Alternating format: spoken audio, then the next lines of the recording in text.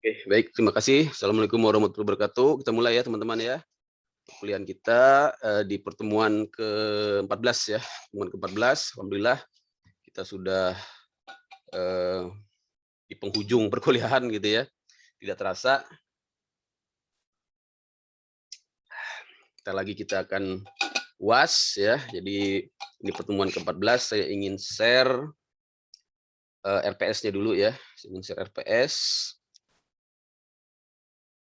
Di RPS. Nah ini dia. Nah, jadi sesuai dengan RPS kita, teman-teman, untuk hukum pajak ya. Untuk hukum pajak ini pertemuan ke-14 ini ya. Pertemuan ke-14 kita akan fokus di upaya hukum ya, di upaya hukum yaitu upaya hukum keberatan, pembetulan dan pembatalan ya. Jadi ada 3 jenis upaya hukum ya. Keberatan, pembetulan dan pembatalan serta penghapusan. Ada 4 ya, ada 4. Ini teman-teman harus kuasai ya upaya hukum di internal keberatan di internal Direktorat Jenderal Pajak ya. Sebelum besok kita akan fokus di upaya hukum banding dan gugatan ke pengadilan pajak ya dan peninjauan kembali ke Mahkamah Agung. Jadi diharapkan ya dari materi hukum pajak ini minimal teman-teman benar-benar menguasai tentang upaya hukumnya ya, upaya hukumnya. Nah, sebelumnya saya mau tanya dulu ya. Ada 10 orang deh. Ada yang tahu apa itu upaya hukum? Ya. Ada yang tahu upaya hukum itu apa? Coba bisa ada yang menjelaskan apa itu upaya hukum? Silahkan. Siapa ini? Coba Amelia, coba Amelia. Upaya hukum itu apa? Dari yang absen paling atas nih. Yang urutan pertama. Mana Amelia mana? Ya, Ya, silakan. Pak, bentar, Pak. Upaya hukum.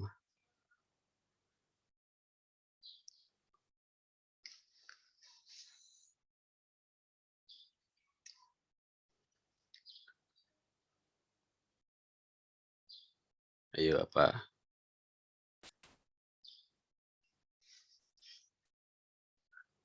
Bisa Amelia?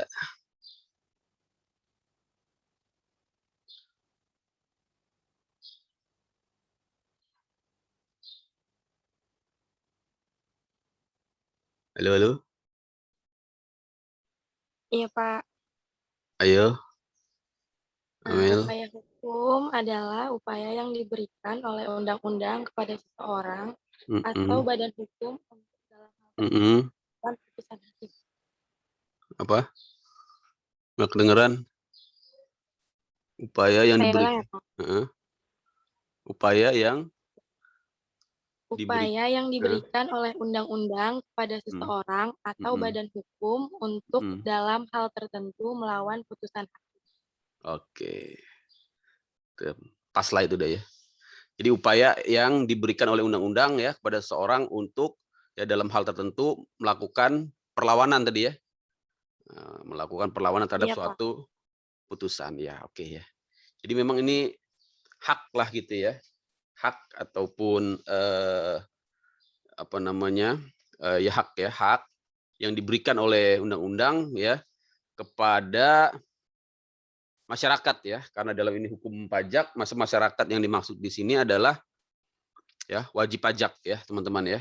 Jadi yang dimaksud adalah wajib pajak. Untuk apa? Untuk ya mencari keadilan ya. Jadi ada kata kuncinya adalah untuk mencari keadilan. Nah, cuma memang untuk hukum pajak kita ini upaya hukumnya saya katakan cukup memerlukan pendalaman ya. Mengapa? Karena cukup rumit ya, cukup rumit ya. Mengapa saya katakan cukup rumit? Karena nanti ada berbagai jenis ya, ada berbagai jenis dan juga ada berbagai persyaratan-persyaratan ya, yang kalau kita salah menempuhnya berakibat gagalnya upaya hukum. Nah, itulah saya ingin agar teman-teman di pertemuan ini benar-benar menjadi bekal ya sebelum nanti kita akhiri kuliah kita ini minimal memiliki suatu gambaran ya bagaimana cara melakukan upaya hukum, bagaimana cara mencari keadilan ya terhadap penegakan hukum pajak yang dirasa ya, penetapan hukum pajak yang dirasa tidak sesuai atau tidak adil ya. Jadi itu fungsinya dari upaya hukum ya. Saya share aja langsung terkait dengan materinya ya, teman-teman. Nah, ini dia. Ya. Jadi secara garis besar tadi ya sudah disampaikan oleh Amel, itu benar ya, benar sekali. Jadi upaya hukum itu adalah upaya ya yang diberikan oleh undang-undang ya, yang diberikan oleh hukum, dalam hal ini hukum pajak ya, undang-undang, yaitu Undang-Undang KUP ya, Ketentuan Umum dan Tata Cara Perpajakan, untuk ya mencari keadilan atau untuk melakukan perlawanan ya. Perlawanan terhadap apa? Terhadap putusan ya. Putusan dalam hal ini adalah ketetapan ya ataupun ya keputusan yang dibuat oleh Fiskus ya, oleh Direktorat Jenderal Pajak ya, atau pemerintah ya. Nah ini ya teman-teman ya. Jadi perlu diingat-ingat ya. Jadi ada berapa ini? 1, 2, 3, 4, 5, 6 ya. Minimal teman-teman harus paham ya. Ada 6 ya. Ada 6 upaya hukum ya yang diatur di dalam Undang-Undang KUP ya. Ini saya pilih pointer dulu. Pointer option ya, pen ya. Oke. Jadi ada berapa? Ada 6 ya. Yang ada di Undang-Undang KUP ya. Nanti saya kasih juga upaya hukum di luar KUP ya. Ini sementara teman-teman pahami dulu yang ada di KUP. Ada berapa? Ada 6 ya. Ada 6. Nah, dari ke-6 jenis upaya hukum ini ya, teman-teman harus benar-benar tadi yang saya sampaikan jeli ya. Jeli artinya memilih yang tepat ya, karena kalau salah pilih ya berakibat pada gagalnya upaya hukum. Misalnya gini ya. Misalnya ada suatu surat ya tagihan pajak ya, STP. Ya, teman-teman dikenakan denda ya. Kenakan denda ya, misalnya dendanya adalah 2% ya karena keterlambatan ya membayar ya, atau misalnya karena dendanya itu berupa keterlambatan menyampaikan SPT ya 500.000 atau 100.000 ya kalau itu denda karena keterlambatan ya. Nah, teman-teman merasa tidak terlambat ya. Nah, bisa melakukan upaya ya ke yang namanya pembetulan ya, pembetulan surat keputusan ya. Teman-teman juga bisa melakukan upaya hukum ya yang namanya ya pengurangan atau pembatalan ketetapan pajak gitu ya. Tapi teman-teman tidak bisa langsung ke banding. Nah, ini yang tidak bisa ya. Tidak bisa langsung ke banding ya. Teman-teman juga tidak bisa masuk ke peninjauan kembali ya, itu yang harus diingat ya. Kenapa? Karena ini ya banding ini kelanjutan dari proses keberatan ya. Nah, teman-teman bisa masuk ke keberatan ya, masuk ke keberatan. Nah, apa bedanya pembetulan ya, apa bedanya keberatan ya, apa bedanya pengurangan? Nah, nanti kita akan jelaskan ya. Jadi itu memang harus benar-benar jeli ya. Jangan sampai salah memilih saluran upaya hukum ya. Dan untuk memilihnya harus tahu fungsinya apa gitu ya. Kemudian juga ada yang namanya gugatan ini ya. Nah, gugatan ini apa lagi ya? Nah, lazimnya kalau kita bicara upaya hukum ya di luar hukum pajak itu kan lazimnya melalui gugatan ya. Nah, tapi di Undang-Undang KUP ya atau di hukum pajak yang namanya gugatan ini bersifat limitatif ya. Limitatif itu artinya terbatas ya. Terbatas pada jenis-jenis surat tertentu yang bisa digugat ya. Nah, karena tidak semuanya berbentuk gugatan yang nanti ya masuk ke pengadilan pajak. Ada juga yang namanya banding. Nah, itu ya. Jadi harus dipilah-pilih mana yang masuk gugatan dan mana yang masuk banding ya. Terakhir yang namanya PK ya. Nah, itu ya teman-teman ya. PK ini ke Mahkamah Agung. PK ini upaya yang paling terakhir sekali ya, yang disebut dengan upaya hukum luar biasa ya. Upaya hukum luar biasa sehingga PK ini tidak dapat langsung diajukan ya. Tapi harus dulu melalui upaya hukum di internal DJP dan melalui upaya hukum banding atau gugatan di pengadilan pajak, baru terakhir ya upaya hukum PK. Nah, itu ya. Yang akan kita bahas di materi pertemuan ke-14 ini ya, yaitu tentang upaya hukum di internal DJP ya, di internal Direktorat Jenderal Pajak. Nah, baru nanti besok ya di pertemuan berikutnya kita bahas tentang upaya hukum di pengadilan pajak dan di Mahkamah Agung. Itu ya teman-teman ya. Yang pertama tentang pembetulan. Nah ini ya. Jadi sebenarnya tadi ya teman-teman ya, kaitannya dengan surat tagihan pajak ya teman-teman bisa melakukan upaya hukum yang disebut dengan upaya hukum pembetulan ya. Ini namanya upaya hukum pembetulan atau terkadang disebut juga upaya hukum pasal 16 ya. Mengapa dikatakan upaya hukum pasal 16? Karena memang diatur di pasal 16 ya. Undang-Undang KUP ya, Undang-Undang KUP ya, Ketentuan Umum dan Tata Cara Perpajakan. Itu ya teman-teman ya. Jadi kaitannya dengan surat yang bisa diajukan upaya hukum pembetulan, di sini harus dilihat salah satunya memang menyebutkan secara eksplisit surat tagihan pajak.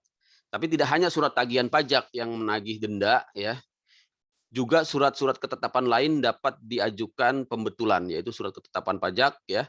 Surat ketetapan pajak kita tahu kemarin apa saja jenisnya, banyak sekali ya. Nah, masih ada yang ingat jenis-jenis surat ketetapan pajak ya? Coba sebutkan apa aja surat ketetapan pajak. Coba siapa nih? Coba Nur ya. Fadilah. Fadilah Nur Aini coba. Surat ketetapan pajak apa aja jenisnya? Masih ingat?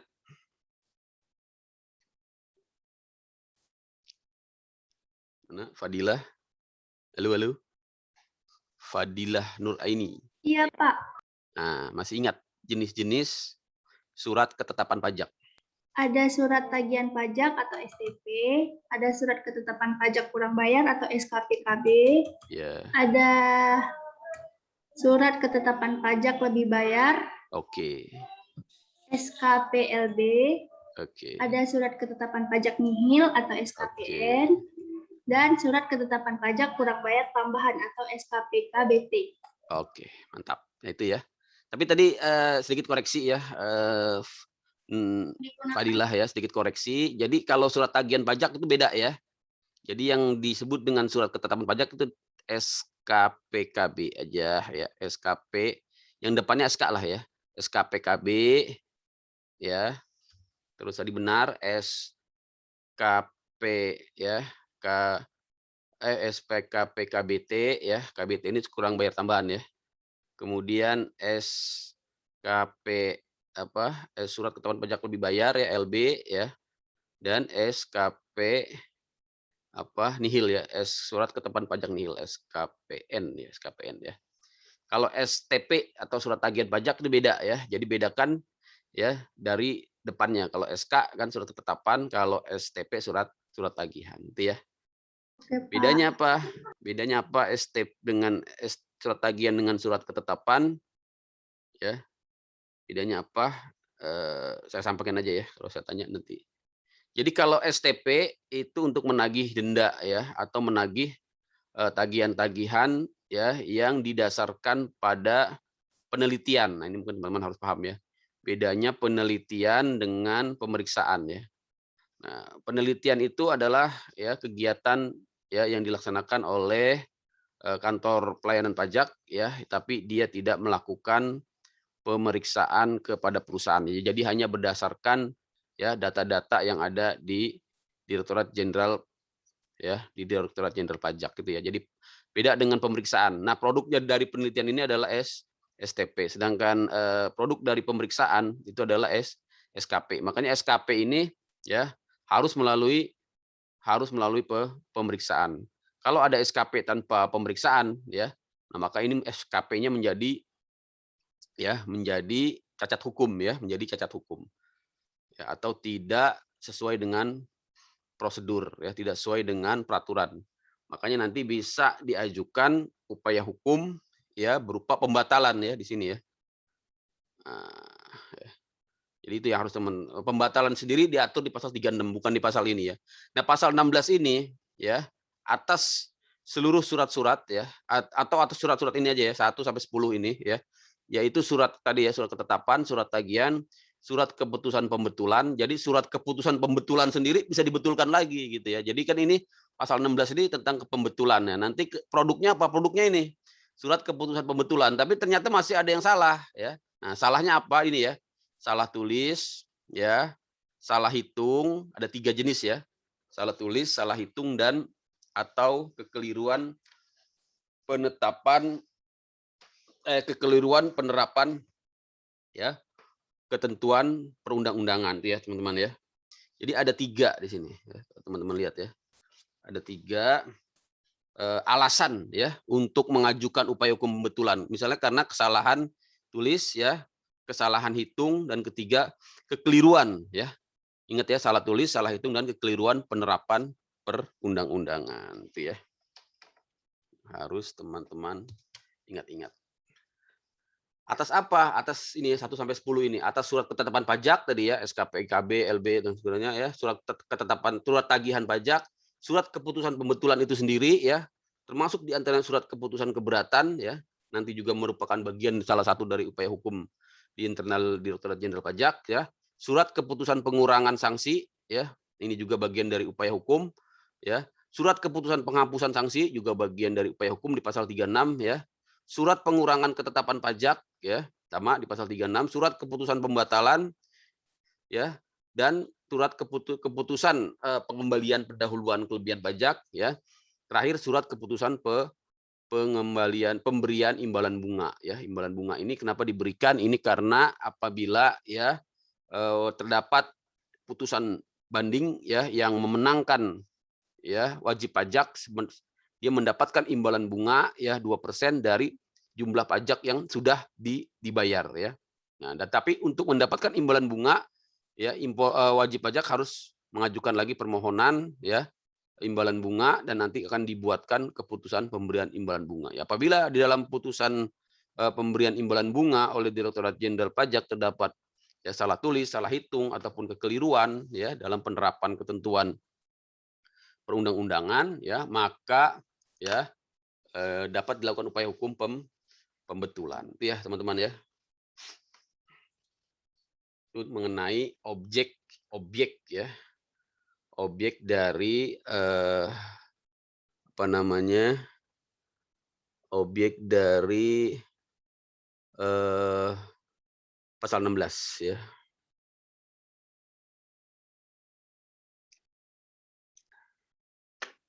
Oke.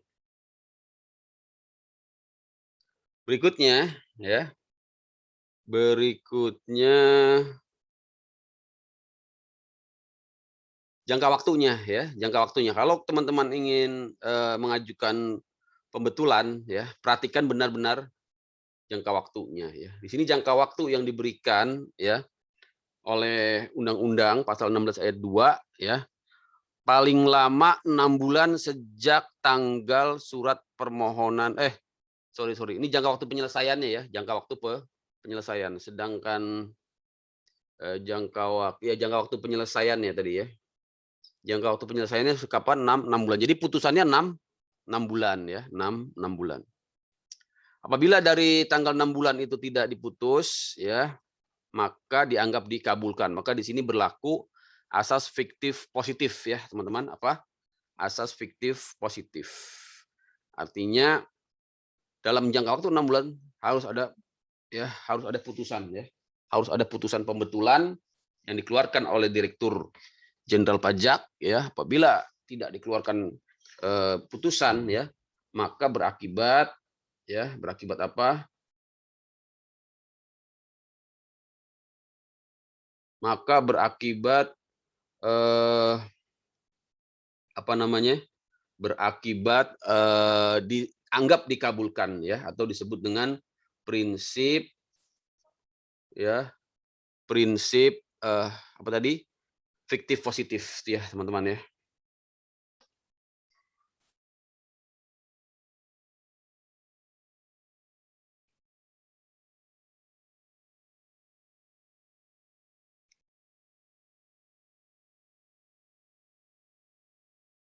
Berikutnya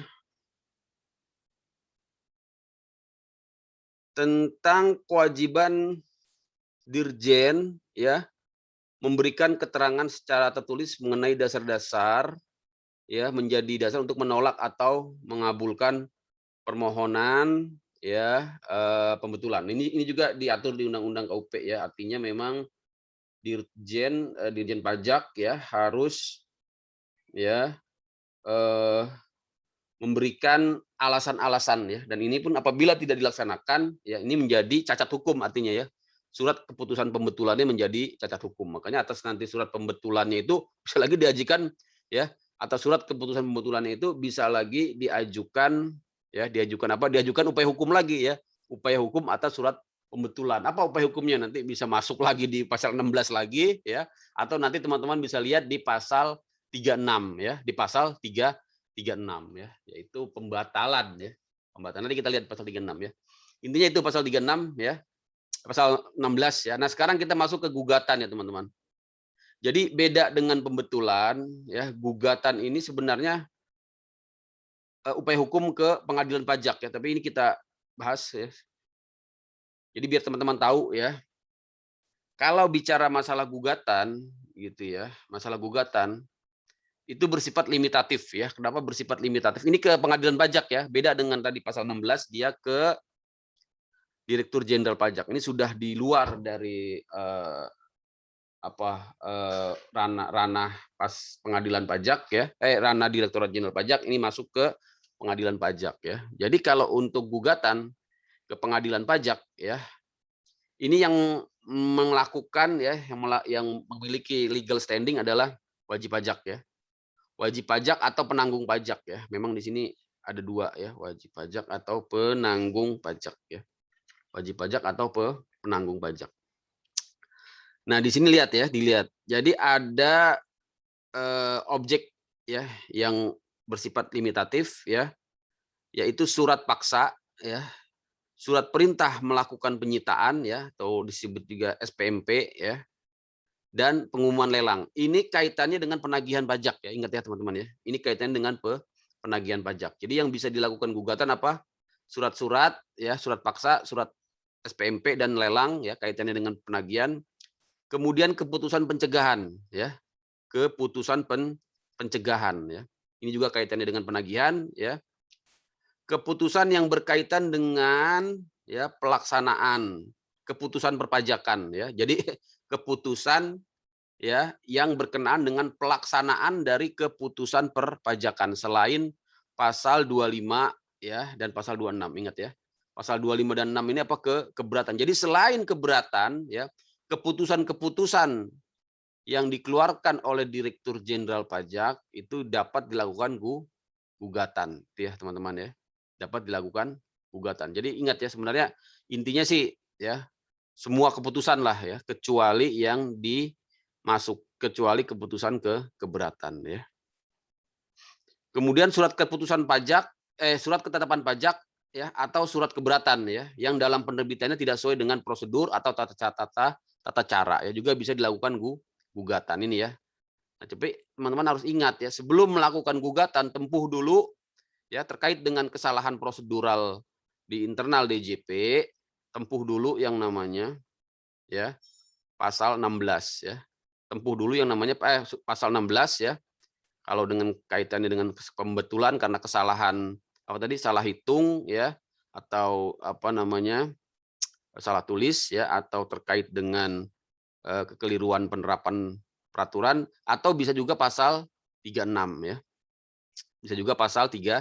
Nah, apa tuh pasal 36? Pasal 16 kan tadi sudah ya. Pasal 16 sudah, sekarang kita lihat pasal 36 ya. Oh, sebelum ke pasal 36 kita ke keberatan dulu ya, teman-teman ya. Kita keberatan dulu. Keberatan itu ada di mana? Di pasal 25 dan pasal 26A ya. Jadi kita keberatan dulu. Jadi keberatan sih sudah sering saya sampaikan ya. Intinya adalah terhadap surat ketetapan ya. Surat ketetapan. Baik itu surat ketetapan kurang bayar tadi sudah disampaikan oleh Amel ya, oleh Amelia. Ada surat ketetapan kurang bayar, surat ketetapan kurang bayar tambahan, surat ketetapan pajak nihil ya, surat ketetapan pajak lebih bayar. Nah, ini yang mungkin teman-teman menjadi tanda tanya ya. pemotongan dan pemungutan oleh pihak ketiga ya. Jadi sebenarnya bisa ya, output oleh pihak ketiga itu juga bisa diajukan ke keberatan. Misalnya pemotongan PPh ya, PPh pasal 21 ya kaitannya dengan pajak karyawan ya, PPh pasal ya 22 ya kaitannya dengan pemotongan oleh ya instansi ataupun lembaga ya, ataupun kaitannya dengan apa namanya pemotongan ya PPh pasal 22 ya, tapi teman-teman belum saya kasih tahu ini ya, PPh ini. Saya lupa ya. Nantilah ya. Nanti kalau di akhir ini ya sesi ya, kalau masih ada waktu, saya ingin masuk ke jenis-jenis PPh ini ya, PPh pasal 21, pasal 23 ya, PPh pasal 23 ya, PPh pasal ya 24 ya. Kalau 24 ini sebenarnya pemotongan pajak di luar negeri ya. Ini pun kalau ini sih karena kaitannya dengan apa namanya kredit pajak ya, PPh pasal 24 juga termasuk output juga sebenarnya, termasuk output. Jadi pajak yang dibayar di luar negeri ya itu dianggap sebagai kredit pajak, itu namanya pasal 24 ya. Ada lagi PPh pasal 25 ya, PPh 25 output bukan nih, bukan output ya. Kalau ini cicilan ya, jadi ingat ya, PPh pasal 25 ini cicilan ya, cicilan pajak ya, cicilan pajak yang dibayar tiap bulan ya, cicilan ya. Tapi bukan cicilan atas kekurangan, bukan. Cicilan atas pajak apa namanya yang cicilan pajak berdasarkan asumsi tahun lalu ya. Nah, ya. Jadi dia cicilan pajak berdasarkan asumsi tahun lalu ya. Jadi kalau tahun lalu misalnya bayar pajaknya 100 juta ya, agar tahun ini ya pajaknya tidak bisa dicicil per bulan ya, maka wajib pajak wajib ini wajib ya membayar yang namanya PPh pasal 25 ya. Cicilan atau angsur, cicilan sih biasanya gitu ya. Biasanya disebut cicilan ya. Cicilan pajak ya. Jadi tapi ini menjadi terutang akhirnya ya. Ini tetap menjadi terutang, jadi wajib pajak itu harus membayar yang namanya PPh pasal 25 per bulan tuh ya teman-teman ya. Nah, ini sebenarnya bisa dilakukan keberatan ya apabila dilakukan oleh pihak ketiga pemotongannya dan kita merasa tidak puas ya, merasa tidak setuju dengan pemotongan atau pemungutan pihak ketiga ini, bisa melakukan upaya hukum ya. Tapi ini tidak pernah ditempuh, saya lihat ya, rata-rata kalau terkait output ya, baik itu pasal 21, pasal 22, ya pasal 23 ya, itu biasanya diselesaikan internal ya, biasanya diselesaikan internal antara ya pihak yang dipungut ya atau dipotong dengan pemungut dan pemotongnya ya. Jarang saya lihat tidak pernah bahkan ya menempuh ke Direktur Jenderal Pajak. Jadi diselesaikan secara internal ya, misalnya ya dia minta pengembalian langsung ya, kalau kelebihan PPh pasal 21 misalnya ya, ada perusahaan motong gaji karyawannya kegedean ya karena salah hitung ya, biasanya nanti dari perusahaannya itu ya setelah dikasih tahu dia akan melakukan koreksi sendiri ya, koreksi pada SPT PPh pasal 21-nya perusahaan gitu ya teman-teman ya. Makanya ini pasal yang nomor 5 ini tidak efektif kalau saya lihat ya, tidak efektif karena biasanya memang wajib pajak lebih senang ya, lebih efektif menempuh upaya hukum atau menempuh jalur langsung kepada si pihak pemotongnya ya. Begitu juga misalnya PPh pasal 22 ya ataupun PPN yang dipungut oleh Direktur Jenderal Bea dan Cukai ya, kaitannya dengan impor gitu ya. Nah, secara normatif di Undang-Undang KUP pasal 25 ayat 1 ini ya, nomor 5. Itu bisa ya. Misalnya ada transaksi impor ya, harusnya kan kena PPh pasal 22 ya. Misalnya teman-teman impor barang ya, barang kiriman ya dari luar negeri lewat DHL gitu ya, atau lewat pos ya, atau lewat jasa titipan ya, PJT. Itu kan kalau teman-teman tidak melampirkan NPWP gitu ya, nah, teman-teman dikenakan tarif yang lebih tinggi ya, bisa kena tarif PPh 15% ya. Tapi kalau melampirkan NPWP ya biasanya dikenakan PPh yang lebih rendah ya. Nah, kadang-kadang ada kekeliruan ya di bea cukai juga ya. Nah, ini teman-teman bisa melakukan upaya hukum yang namanya keberatan. Tapi keberatannya ya biasanya ke Direktur Jenderal Bea dan Cukainya ya, tidak ke Direktur Jenderal Pajak ya. Sebenarnya sih bisa ya dua-duanya mana, tapi memang yang lebih efektif ya atau itu lewat pemotong atau pemungutnya. Itu ya teman-teman ya. Ini syarat-syarat keberatan ya, intinya sih teman-teman yang harus ingat ya, diajukan dalam jangka waktu 3 bulan ini ya. Jangka waktu ini sangat penting, jangan sampai kelewatan ya. Kemudian juga menggunakan bahasa Indonesia ya, karena kemudian juga mengemukakan jumlah pajak ya yang terutang ya, dan jumlah pajak yang menurut penghitungan wajib pajak ya. Jadi harus secara eksplisit ya disampaikan di surat keberatan. Jumlah menurut perhitungan wajib pajak ya, menurut perhitungan pemohon keberatan. Itu ya teman-teman ya. Saya minum dulu. Aus.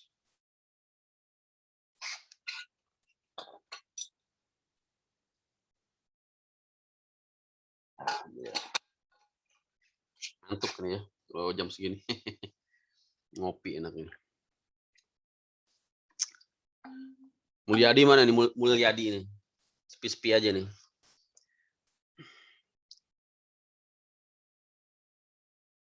Ya. Yang mau nanya di chatting ya, silakan ya. Kaitannya dengan upaya hukum ya. Kaitan dengan apa upaya hukum. Tadi saya ngapain? Nah, ini ya. Berikutnya ya teman-teman, persyaratan mengikat dalam mengajukan keberatan. Jadi keberatan yang tidak memenuhi, jadi persyaratan itu mengikat ya. Keberatan yang tidak memenuhi persyaratan bukan dianggap surat keberatan sehingga tidak dipertimbangkan. Jadi persyaratan yang tadi itu ya mengikat ya, yaitu harus berbahasa Indonesia ya, mengemukakan jumlah pajak terutang dan juga yang menjadi permohonan ya diajukan dalam jangka waktu 3 bulan ya. Kemudian wajib pajak wajib melunasi ya, dalam hal mengajukan surat keberatan ya atas SKP, wajib pajak wajib melunasi yang masih harus dibayar paling sedikit ya jumlah yang telah disetujui oleh wajib pajak. Jadi intinya kalau dia mengajukan keberatan dia setujunya berapa gitu ya. Yang dia bayar yang setuju aja ya. Nah, tapi di sini tadi ya kalau keberatan itu kan kalau tidak memenuhi syarat-syarat tadi dianggap bukan surat keberatan, artinya tidak dipertimbangkan dan akan ditolak secara formal gitu ya teman-teman ya. Kemudian ya teman-teman, tanda terima surat keberatan ya dari pegawai yang ditunjuk Ditjen Pajak ya juga akan memberikan tanda terima ya, ini sih salah formalitas. Kemudian bila diminta oleh wajib pajak untuk pengajuan keberatan, Direktur Jenderal Pajak wajib memberikan keterangan secara tertulis ya. Jadi ini ada kewajiban juga untuk memberikan permohonan penjelasan secara tertulis ya. Kemudian dalam hal wajib pajak mengajukan keberatan jangka waktu pelunasan. Nah, ini ya teman-teman ya. Jadi kalau wajib pajak melakukan keberatan jangka waktu pelunasan pajak ya yang belum dibayar ya tertangguh ya sampai dengan kapan? Sampai dengan 1 bulan sejak tanggal penerbitan surat keberatan itu ya.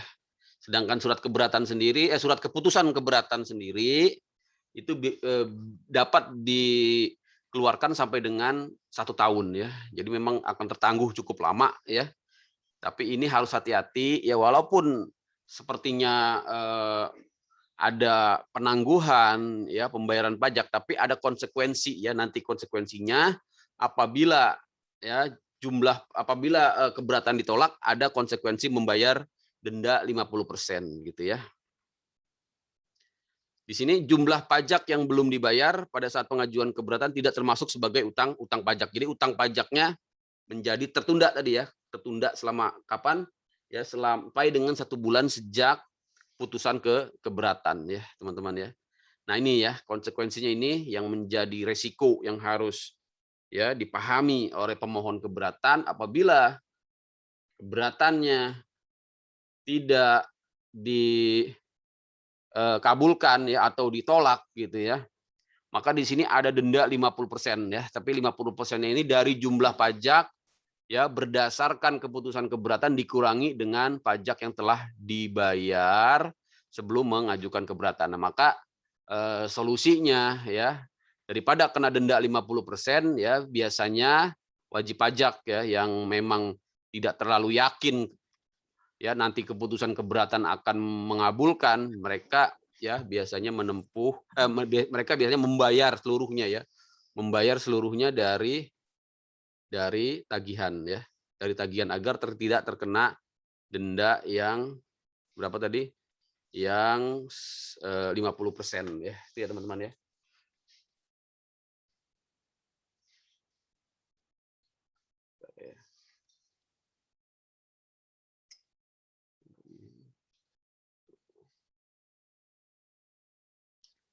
Berikutnya ya.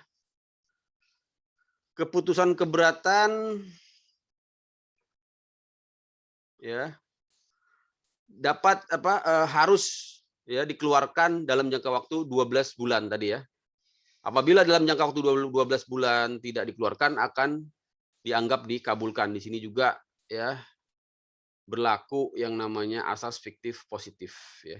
Asas fiktif positif. Sama dengan tadi keputusan pembetulan. Itu ya teman-teman di pasal 26 tata cara pengajuan keberatan ya diatur oleh menteri ya. Iya, ini ya.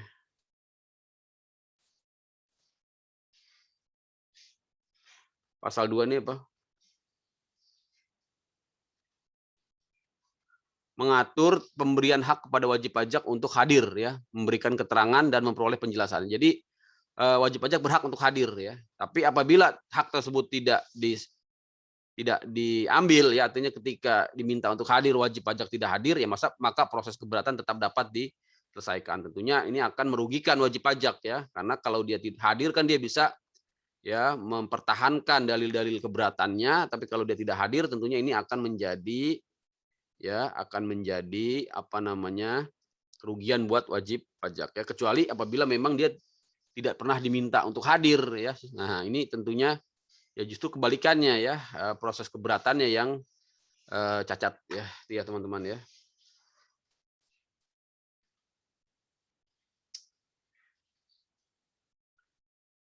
Berikutnya apa berikutnya?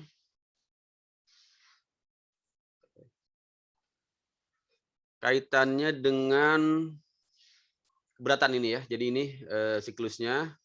Jadi dari wajib pajak ya kepada Dirjen Pajak ya memberikan surat pemberitahuan untuk hadir ya, dan Dirjen Pajak harus memutus dalam jangka waktu berapa? 12 bulan ya. Dalam jangka waktu 12 bulan ya. Kemudian wajib pajak dapat mencabut ya, keberatannya ya. Dapat mencabut keberatannya ya. Apabila terkait dengan surat ketetapan pajak kurang bayar ya dan surat ketetapan pajak kurang bayar tambahan ya, maka dia menjadi utang pajak dan dia tidak dikenakan denda 50% ya apabila dia mencabut ya.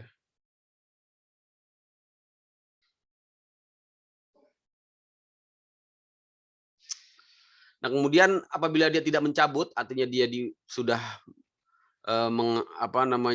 tetap ya melakukan keberatan dan sudah dikeluarkan surat permintaan untuk hadir ya, maka dikeluarkan surat keputusan keberatan ya. Di sini ada yang bermacam-macam jenis putusannya, ada yang menambah ya. Kalau dia menambah maka dikenakan denda 50% ya. Begitu juga kalau ditolak ya atau dikabulkan sebagian, artinya masih ada ya sisa utang pajak yang harus dibayar ya, maka itu dikalikan dengan 50% ya.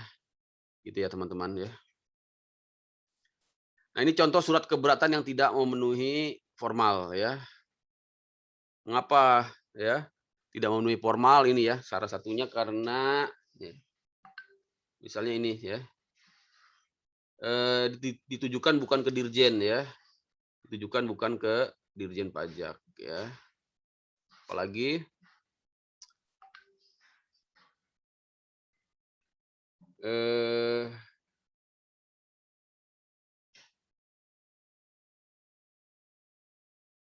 ya, tidak bersama ini kami mengajukan tidak jangka waktu ya, ini 10 Juli ya, 10 Juli. Sedangkan ketetapannya April ya, April, Mei, Juni, Juli ya. Udah lewat ya. April ya, Mei, Juni, Juli, 3 April ya. Udah lewat ya, harusnya kan ya. Atas SKP ini ya 3 April ya kan. Nah, harusnya kan dia maksimal 3 ya, kalau misalnya 3 bulan ya, atau maksimal kan 3 Juli ya, tapi ini sudah 10 Juli ya. Jadi dari segi tujuannya salah ya, jangka waktunya juga salah ya. Jadi tidak memenuhi persyaratan formal ya. Apalagi ya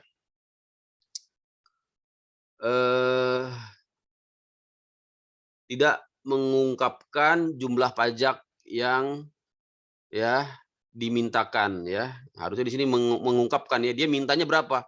Ini kan kurang bayar 10 ya, seharusnya berapa menurut dia ya. Nah, seharusnya menjadi nihil ya gitu ya misalnya. Nah, ini yang memenuhi formal seperti ini ya. Jadi ditujukan ke Dirjen Pajak ya, jangka waktunya masih 2 Juli ya. Kemudian mengungkapkan jumlah pajak yang seharusnya ya, yang seharusnya segini ya. 6 juta ya, bukan 10 juta. Baru ini yang benar ya. Penanda tangannya benar ya. Direktur ini penanda tangannya siapa? Direktur ya, nggak apa-apa, benar ya. Itu ya teman-teman ya, contohnya. Nah, berikutnya yang perlu teman-teman ketahui yang namanya penghapusan atau pengurangan sanksi ya. Penghapusan atau pengurangan sanksi di pasal 36 ayat 1 ya. Jadi tadi kan ada pasal 16 ya, ada pasal 16, ini ada pasal 36 ya. Ya, ada pasal 36. Nah, pasal 36 ini adalah pengurangan ya. Penghapusan ya, pengurangan atau penghapusan, pasal 36 ayat 1 ya. Nah, pengurangan atau penghapusan ya ini ya merupakan kewenangan Direktur Jenderal Pajak ya, sekaligus juga sebenarnya merupakan hak dari wajib pajak ya, tapi dengan permohonan ya, melakukan upaya hukum penghapusan sanksi dan atau ketetapan pajak ya.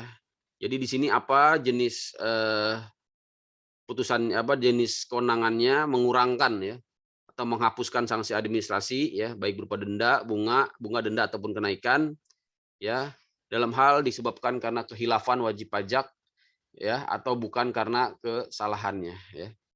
Kemudian mengurangkan atau membatalkan surat ketetapan pajak yang tidak benar ya. Ini ya teman-teman ya. Jadi surat ketetapan pajak juga bisa ya. Selain denda dan juga bunga ya, surat ketetapan pajak yang tidak benar bisa juga dimohonkan ya pengurangan atau pembatalannya di sini.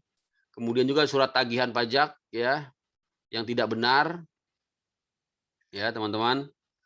Kemudian juga hasil pemeriksaan bisa dibatalkan ya, atau juga surat ketetapan pajak ya dari hasil pemeriksaan ya yang ya tanpa ya pemberitahuan hasil pemeriksaan ya, atau tanpa pembahasan akhir ya, itu juga ya teman-teman ya.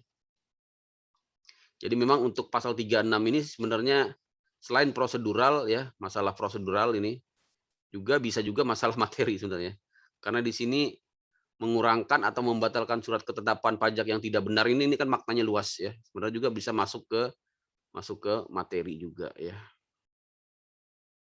Jadi tapi ini yang harus dipahami untuk memilih ya, bisa memilih mau pakai pasal 36 atau keberatan ya. Karena di sini ya syaratnya kita lihat ya. Pertama, dapat diajukan oleh wajib pajak paling banyak 2 kali. Jadi bisa dikasih kesempatan sampai 2 kali ya. Ya, kecuali yang huruf D hanya 1 kali. Yang huruf D itu ini ya, yang karena tidak dilakukan pemeriksaan ya. Kalau yang ini 1 kali saja ya, 1 kali saja. Kalau yang A sampai C ya, A, B, C ya, ini bisa 2 kali ya, bisa dua kali ya. Ini diatur seperti itu ya. Berikutnya harus diputus dalam jangka waktu 6 bulan ya. Apabila telah lewat dianggap dikabulkan, sama seperti yang lain ya. Juga wajib pajak ya, wajib memberikan dasar-dasar ya putusannya. Itu ya saya kira pasal 36 teman-teman ya. Saya agak cepat aja karena waktunya. Berikutnya pasal banding ya. Banding ini pasal 27. Jadi harus diingat ya, banding ini hanya atas putusan keberatan ya, hanya atas putusan keberatan ya, dan itu harus masuk ke putusan ke pengadilan pajak ya. Jadi bukan masuk ke pengadilan tata usaha negara, karena pengadilan pajak ini bersifat khusus ya. Karena bersifat khusus ya, tidak boleh masuk ke pengadilan tata usaha negara. Tapi nanti pada prakteknya ada juga yang masuk ke PT UN ya, itu memang susah ya, karena kadang-kadang hakim ya suka juga apa namanya ya, memiliki independensi lah kadang-kadang ya. Jadi memang ada juga yang masuk ke pengadilan tata usaha negara pada prakteknya ya. Padahal sudah jelas harusnya masuk ke peradilan pajak ya. Mengapa hal itu bisa terjadi? Ya karena memang ada apa namanya semacam perbedaan penafsiran sih ya terhadap jenis sengketa pajak ya. Karena memang ada beberapa pendapat ya, termasuk juga di kalangan hakim ya, sengketa pajak itu yang sifatnya hitung-hitungan pajak saja gitu ya. Kalau yang alasan-alasan lain selain hitung-hitungan pajak ya, atau tadi yang kaitannya dengan prosedural yang ada di Undang-Undang KUP, itu harusnya tidak masuk ke dalam sengketa pajak. Jadi masuk ke tata usaha negara. Jadi walaupun suratnya adalah surat keputusan pajak ya, tapi misalnya alasannya karena kewenangan ya, misalnya karena kewenangan, ini memang paling banyak kewenangan ya, kewenangan menandatangani surat ya. Itu nanti saya kasih contohnya, ada di modul ya. Di modul ada. Nanti saya kasih tahu di modul ya di mana tempatnya. Jadi saya kira ini teman-teman nanti catat aja. Intinya sih memang untuk banding ini hanya atas keputusan keberatan dan harus diajukan ke pengadilan pajak ya. Dalam jangka waktu 3 bulan ya, mengungkapkan alasan yang jelas dalam bahasa Indonesia ya, dilampiri surat keputusan keberatan, itu itunya syaratnya. Kemudian apabila diminta ya, Dirut Jenderal Pajak wajib memberikan keterangan tertulis ya untuk keperluan pengajuan permohonan banding ya teman-teman ya. Kemudian tertangguh ya selama 1 bulan sejak putusan banding, sama dengan keberatan tadi ya, tertangguh gitu ya.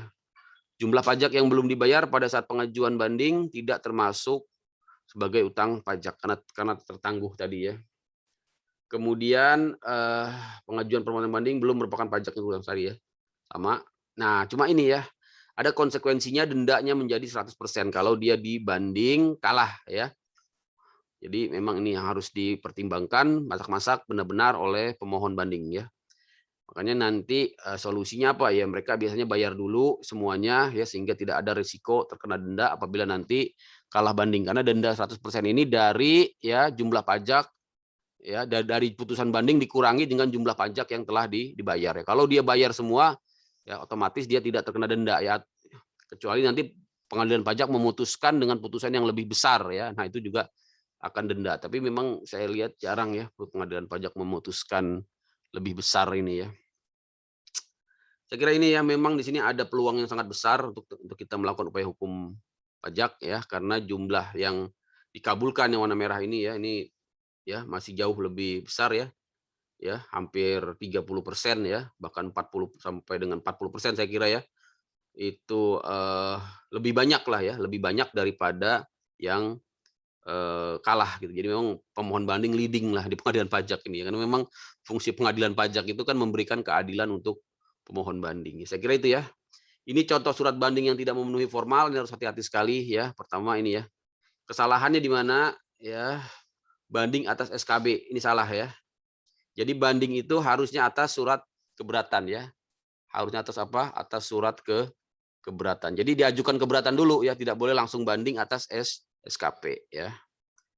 Saya kira itu. Kemudian tidak mengungkapkan, tidak mencantumkan ya jumlah pajak ya.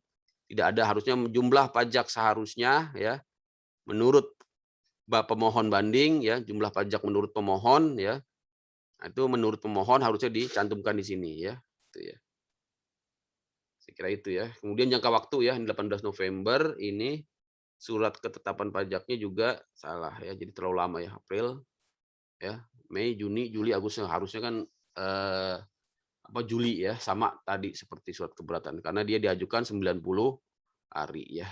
Nah, itu yang salah ya. Ini yang benar ya. Ini masih bulan Oktober atas surat keberatan ya. Nah, keberatannya Juli ya, Juli. Nah, ini udah benar ya. Penandatangannya sudah benar ya. Juga mengungkapkan jumlah pajak yang diminta itu ya, teman-teman ya.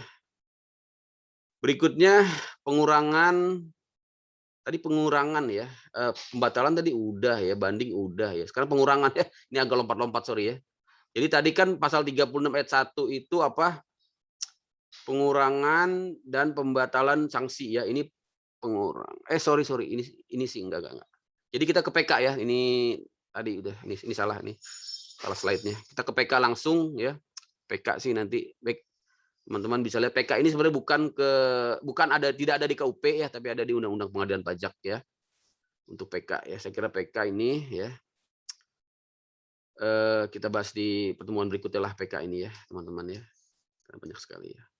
Oke, saya kira itu ya.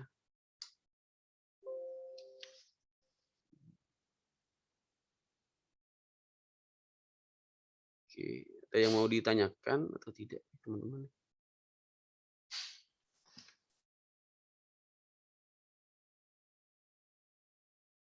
Jadi itu ya teman-teman ya, nanti kita akan bahas lagi di pertemuan berikutnya tentang PK ya. Tentang apa? Tentang PK. Ini kesulitan kok, nggak kelihatan.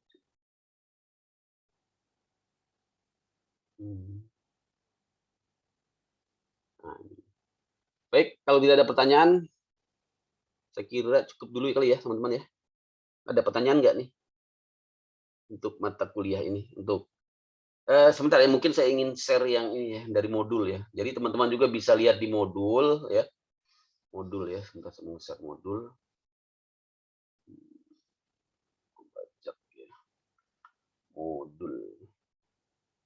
Jadi di modul juga ada ya, teman-teman bisa lihat tentang upaya hukum di modul KUP ya. Di modul apa? Modul KUP ya.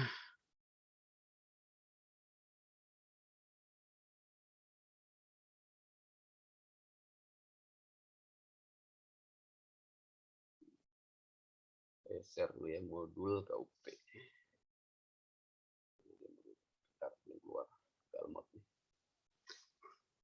Mana tentang upaya hukum mau ada yang ditanyakan? Jadi nanti untuk UAS kayaknya keluar nih upaya hukum ya, teman-teman harus benar-benar paham jenis-jenis upaya hukum apa ya yang bisa dipilih oleh teman-teman ya. Nah di modul juga udah saya cantumkan tentang upaya hukum ya. Ntar modul ini masih saya buka. Galmot.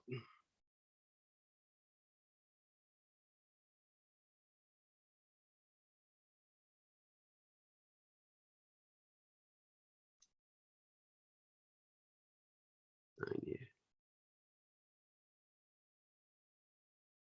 Nah ini. Share ya modulnya ya. Nah, jadi teman-teman bisa lihat di modul ya. Modulnya udah dapat ya, modul KUP ya. Kayaknya udah lama waktu itu udah saya kasih ya. Udah dapat belum modul ini? KUP yang KUP. Udah, Pak. Ya, udah ya yang 8 bab ya, sampai 8 bab kan. Nah, teman-teman bisa lihat di bab bentar ya, ini lemot banget komputer saya. Bermuter terus. View. Bentar ya.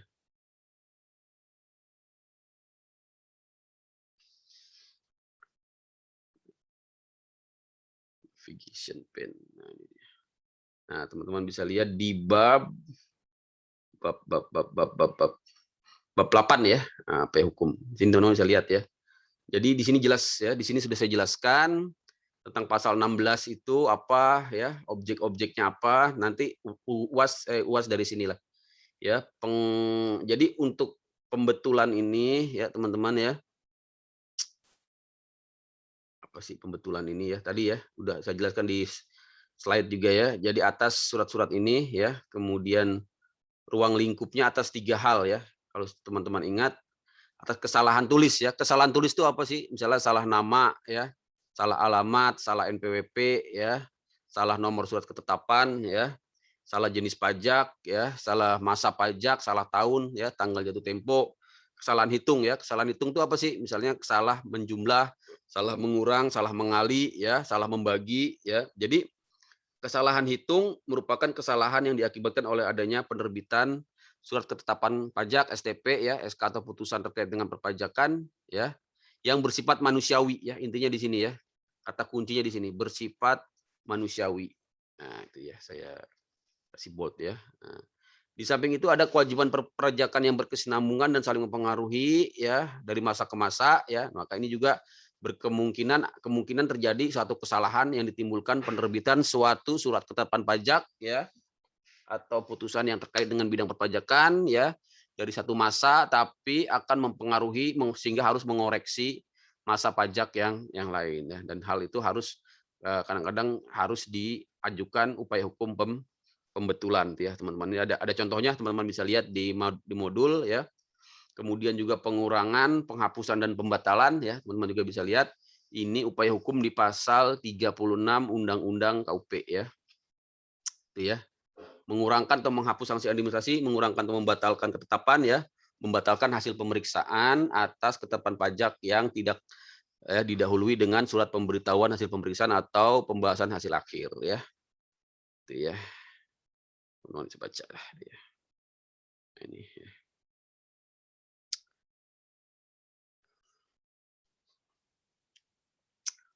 Syaratnya apa? Pasal 36 tidak pernah diajukan keberatan. Jadi kalau mengajukan keberatan tidak boleh lagi mengajukan upaya hukum pasal 36 ya. Jadi harus pilih ya mau pakai pasal 36 ya atau mau pakai keberatan pasal 25 dan 26 ya, pasal 25 lah ya.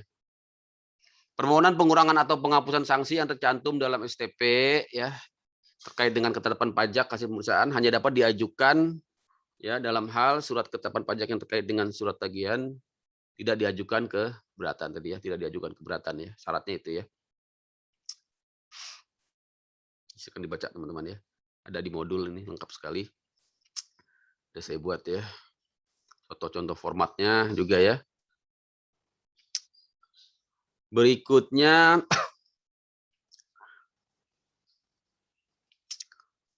upaya hukum pengurangan pembatalan surat ketetapan hasil pajak ya ke kantor pajak nih. Kalau tadi kan pengurangan atau penghapusan sanksi, ini pengurangan atau pembatalan SKP ya. Kalau tadi sanksi ini SKP ya. Jadi di sini apa yang membedakan antara proses keberatan dan pengurangan SKP ya? Apa bedanya? Bedanya adalah proses keberatan adalah lembaga penyelesaian sengketa antara kantor pajak dengan wajib pajak ya. Sedangkan permohonan pengurangan atau pembatalan tidak ada sengketa. Jadi ini sebenarnya tidak ada sengketa harusnya ya. Harusnya tidak ada sengketa. Maksudnya tidak ada sengketa itu apa?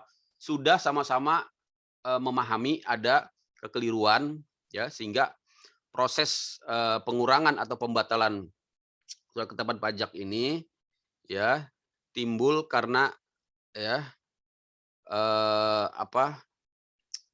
sedangkan permohonan pengurangan atau pembatalan tidak ada sengketa ya, tapi keduanya berasal atau timbul karena adanya ketetapan pajak hasil. Jadi yang membedakan itu ya alasannya ya. Jadi memang kalau ada sengketa terkait dengan materinya harus masuk ke keberatan gitu ya. Jadi dasar hukum permohonan pengurangan atau pembatalan SKP pertama ya dasarnya pasal 36 ayat 1 huruf B ya. Kalau keberatan kan pasal 25 ya. Ya. Jadi mengapa dibuka pintu pasal 36 ayat 1 huruf B yaitu pengurangan atau pembatalan SKP ya. Jadi dia itu untuk memberikan keadilan ya dan memberikan perlindungan kepada wajib pajak ya. Karena itu salah satu alasan permohonan pengurangan atau pembatalan adalah karena proses keberatan ditolak karena tidak memenuhi persyaratan formal. Jadi ini untuk keberatan yang ditolak ya. Persyaratan formal bisa masuk ke sini ya. Nah, jadi memang dibuka ya.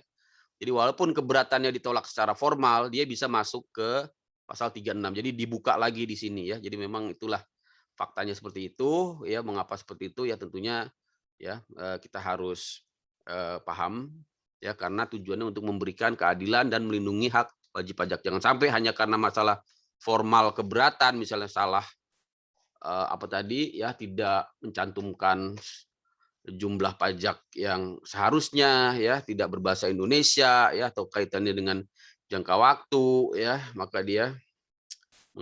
maka sama sekali tidak bisa mengajukan upaya hukum. Makanya dibuka lagi di pasal 36 ayat 1 huruf B ini ya. Kemudian semua ketetapan pajak dapat dimintakan pengurangan atau pembatalan kecuali yang pasal 13A. Ya, apa sih pasal 13A ini?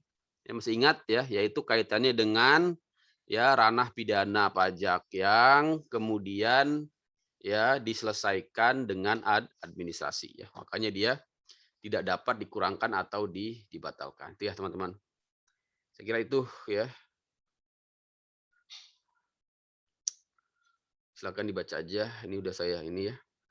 Besok kita akan masuk ke pengadilan pajak ya, tentang bagaimana beracara di pengadilan pajak, kemudian juga bagaimana melakukan upaya PK ke Mahkamah Agung. Kita akan bahas di pertemuan berikutnya. Kemudian banding juga sudah ada di modul, teman-teman tinggal baca.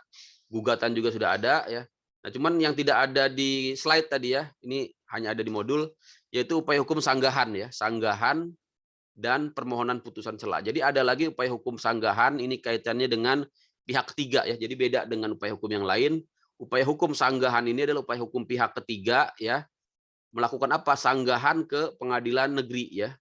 Nah, jadi ke pengadilan negeri melakukan sanggahan pihak ketiga. Jadi harus pihak ketiga ya, bukan wajib pajak ya ataupun penanggung pajak ya. Sanggahan pihak ketiga terhadap apa?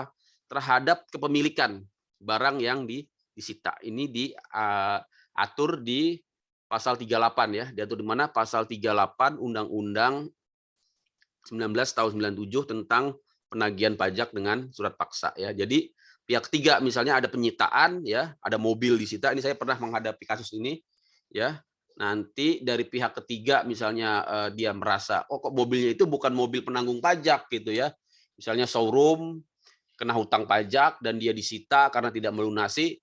Tahu-tahu masih ada di situ mobil pelanggan ya, ataupun mobil karyawannya yang lagi diparkir ya, tahu-tahu disita oleh Direktorat Jenderal Pajak. Nah, ini bisa menempuh cara ini gitu ya. Nah, melakukan sanggahan ke pengadilan negeri dengan membuktikan bahwa barang itu bukan milik perusahaan yang berhutang pajak, tapi milik dari pihak ketiga yang tidak ada sangkut pautnya dengan hutang pajak gitu ya.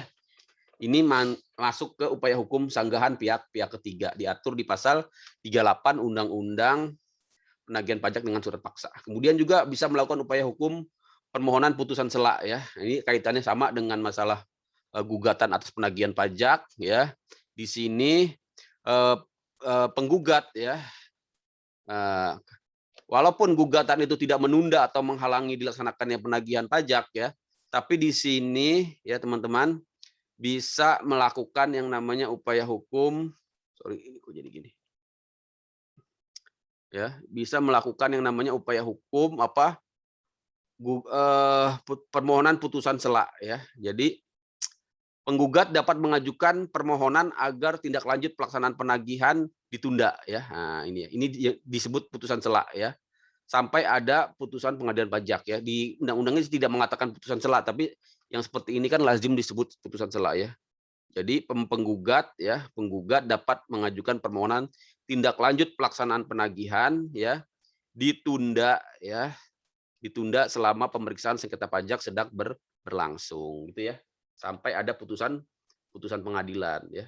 Ini biasanya ya kaitannya dengan mobil tadi itu ya, ada mobil tapi karena mobil atau aset lah sengketa apa ya, bisa mobil ya, bisa rumah ya yang sedang disita gitu ya oleh Direktorat Jenderal Pajak, tapi karena ini kaitannya dengan ya hajat hidup dari orang banyak ya, jadi minta dilepas gitu ya. Karena proses persidangan gugatan ini memakan waktu, sedangkan kebutuhan untuk aset yang disita tersebut sangat urgen, ya bisa melakukan putusan sela. Jadi minta dilepas barang-barang itu, dikembalikan kepada wajib pajak ya atau kepada pemiliknya ya, baru nanti sesudah diputuskan oleh pengadilan pajak ya dapat disesuaikan kondisinya gitu ya. Jadi apa alasannya ya? Dapat dikabulkan hanya apabila ini ya, jadi kata kuncinya di sini. Ya, apabila terdapat keadaan yang sangat mendesak ya, yang mengakibatkan kepentingan penggugat sangat dirugikan gitu ya. Nah, ya teman-teman ya. Jadi ini namanya putusan sela ya. Oh, di sini juga disebut putusan sela ya. Pengadilan pajak dapat mengeluarkan putusan sela atas gugatan tadi ya. Nah, ya, jadi memang disebut juga putusan sela ya. Jadi ada juga putusan sela. Ya, saya kira itu ya teman-teman ya. Karena waktunya udah habis ya. Terima kasih atas kehadirannya. Sebentar ya, saya mau print screen dulu ya. Biar yang hadir ini ya bisa kita abadikan gitu ya. Ada berapa orang nih? Ada 11 ya. Saya print screen dulu ya. Nah, ya. Siapa nih yang nggak hadir nih? Itu ya. Putra, mana Putra nih? Dulu ya ngejawab sekali itu ya. Saya langsung inget itu. Masih ada nggak Putra ini? Putra siapa namanya? Putra Ramli siapa ya? Rizky Ramli, Pak. Rizky Ramli ya. Lu kok nggak nongol-nongol ini? Mulyadi. Wah, Mulyadi juga nggak ada. Tadi sih ada ya. Oke deh, nggak apa-apa deh. Yang penting sehat-sehat semua aja ya. Tetap semangat kuliahnya. Kita satu kali lagi ya. Nanti saya share rekamannya buat yang belum bisa hadir. Ya, semoga kita bisa bertemu lagi. Masih sekali lagi ya, belum berpisahan ya. Baik, terima kasih teman-teman. Ya, silakan yang mau live ya.